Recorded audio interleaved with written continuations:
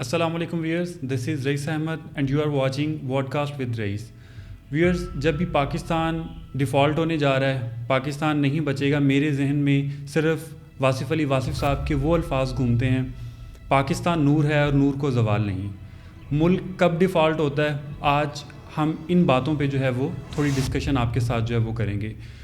ہم I am F کے پاس کب جاتے ہیں؟ کوئی بھی ملک آئی ایم ایف کے پاس کب جاتا ہے؟ جب اس کے پاس ڈالرز ختم ہو جاتے ہیں، پیسے ختم ہو جاتے ہیں. اور اس کا مطلب یہ ہوتا ہے کہ جب اس کے پاس پیسے ختم ہو رہے ہیں یا ہو گئے ہیں تو وہ ڈیفالٹ ہو چکا ہے یا ہونے والا ہے. پاکستان آج سے پہلے 22 دفعہ آئی ایم ایف کے پاس جو ہے وہ جا چکا ہے اور 23rd ٹائم ہم جانے کی کوشش جو ہے وہ کر رہے ہیں، نیگوسیشنز جو ہے وہ چل رہی ہیں. اس بات کا مطلب یہ ہوا کہ آلریڈی آپ ملک پاکستان 22 دفعہ ڈیفالٹ کے قریب جو ہے وہ جا چکا ہے یا ہو چکا ہے، اس لیے آپ آئی ایم ایف کے پاس گئے.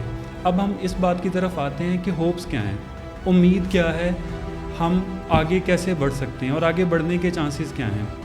ہمارے پاس کول کے بہت بڑے ریزروز ہیں، ہمارے پاس گولڈ اور سلور کے بہت بڑے ریزروز ہیں.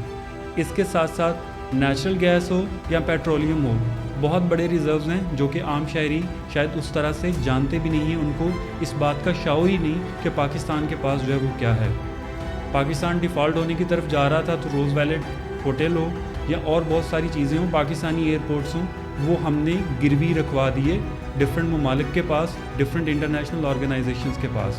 کیا آپ کو لگتا ہے کہ ان تمام ریسورسز کے ہوتے ہوئے، ان تمام چیزوں کے ہوتے ہوئے پاکستان ڈیفالٹ ہونے کی طرف جا سکتا ہے؟ آج بھی ایک اتھینٹک سورس سے جو کہ میڈیا پہ نہیں آ سکتا، میں آپ کو گارنٹی کے ساتھ کہہ سکتا ہوں کہ چائنیز، ہم نے $50 بلین پلس کے ان کے ساتھ جو معاہدے ہیں سی پیک کی صورت میں وہ تو کیے ہیں، مگر اس کے بدلے میں ہم ان کو دے کیا رہے ہیں؟ دے ہم یہ رہے ہیں کہ آج بھی مور دین 1 kg purified gold Chinese Pakistan سے لے جا رہے ہیں. کہاں سے لے جا رہے ہیں؟ جو آپ کے گولڈ ریزروز ہیں وہاں سے لے جا رہے ہیں. اسی طرح یہ جو میں نے تمام ریزروز پاکستان کے بتائے ہیں، نیشنل ریزروز جو ہیں، ان کے ہوتے ہوئے یقیناً بہت ساری انٹرنیشنل آرگنائزیشنز ہیں، بہت ساری ٹاپ 10 میں جو آتی ہیں وہ امریکنز ہیں، کینیڈین ہیں، جرمنز ہیں. وہ کمپنیز آپ کو بلینز آف ڈالرز ایڈوانس میں دے سکتی ہیں ان ریزروز کے اگینسٹ. حالانکہ یہ ریزروز جو ہے وہ کوئی ایک دن کے یا 4 دن کے نہیں ہیں. یہ ریزروز سے آپ سال ہا سال تک جو ہے وہ اپنی ارننگز جو ہے وہ کر سکتے ہیں.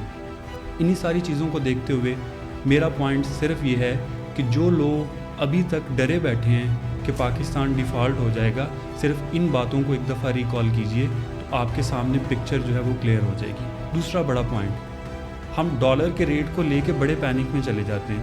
پینک میں ہونا بھی چاہیے، یقیناً ایک جینون ریزن ہے، بٹ دنیا کے جن ممالک میں ڈالر بہت اوپر گیا، ان کے کیا حالات تھے اور کیا حالات ہیں آج، ہم ان کو بھی ایک نظر جو ہے وہ ضرور دیکھیں گے. آج سے پہلے تک جب سے میں نے ہوش سنبھالا ہے، میں نے ایران کو کرائسس میں دیکھا. انٹرنیشنلی کس طرح سے کرائسس میں دیکھا، انہوں نے اپنا نیوکلیئر پروگرام سٹارٹ کیا. پاکستان میں جس طرح پاکستان کے حوالے سے جس طرح سینکشن سٹارٹ ہوئیں، ویسے ہی ہم نے ایران کے حوالے سے سینکشنز آج تک 2023 تک جو ہے وہ دیکھتے ہم آ رہے ہیں. اب حالات کیا ہیں ڈالر کو دیکھتے ہوئے؟ اب اگر آپ $1 کی بات کرتے ہیں تو اس طرف ایرانی کرنسی کے مور دین 40,000 ہوں تو پھر $1 جو ہے وہ بنتا ہے. اسی طرح آپ زمبابوے کی بات کرتے ہیں تو وہیں پہ بھی یہی حالات جو ہمیں دیکھنے کو ملتے ہیں. بہت سارے افریقن کنٹریز ہیں، وہاں پہ اگر آپ جاتے ہیں تو کرنسی آپ کو گلیوں میں پڑی ملتی ہے. اونلی وہ لوگ آن لائن ٹرانزیکشنز جو ہے وہ کرتے ہیں. اب آپ زمبابوے کی طرف چلے جائیں یا ایران کی طرف چلے جائیں، آج وہ کہاں پہ کھڑے ہیں؟ وہ UN میں امریکہ کو بھی ٹکر دیتے ہیں اور اسرائیل کے بھی بالکل سامنے سینہ سپر جو ہے وہ کھڑے ہیں، اور ان کی اکانومی، ان کے تمام جو معاملات ہیں وہ آج بھی چل رہے ہیں. اسی طرح سری لنکا ڈیفالٹ ہوا، آپ نے دیکھا کہ ڈیفالٹ ہونے کے تقریباً 1 منتھ بعد وہاں پہ انٹرنیشنل کرکٹ بھی ہوئی، وہاں کی جو لوکل لیگ تھیں کرکٹ لیگ وہ بھی ہوئی. تو default is something beyond our discussions. مطلب ہم جس طرح سے اس کو دیکھتے ہیں کہ ہوتا گیا اور ہم گئے، ویسا نہیں ہے. تو جو لوگ بھی ڈرے ہوئے ہیں وہ ان لوگوں کو اس بات کا اندازہ ہونا چاہیے کہ دنیا میں جو لوگ ڈیفالٹ کی طرف گئے وہ لوگ بھی سروائیو کر رہے ہیں، اور وہاں پہ اکانومی نے، وہاں پہ ریل اسٹیٹ نے اسپیشلی جو ہے وہ بعد میں فلورش کیا ہے.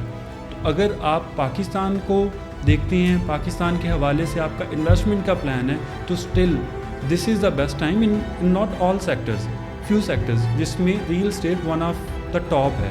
اگر آپ کا انویسٹمنٹ کا پلان ہے تو یقیناً فیکٹس اینڈ فگرز کو مد نظر رکھتے ہوئے، اپنی ریسرچ کو دیکھتے ہوئے آج بھی آپ پاکستان میں انویسٹ جو ہے وہ کر سکتے ہیں. انشاءاللہ نیکسٹ ایپیسوڈ میں ایک نیو ٹاپک کے ساتھ پھر ملیں گے. اللہ حافظ.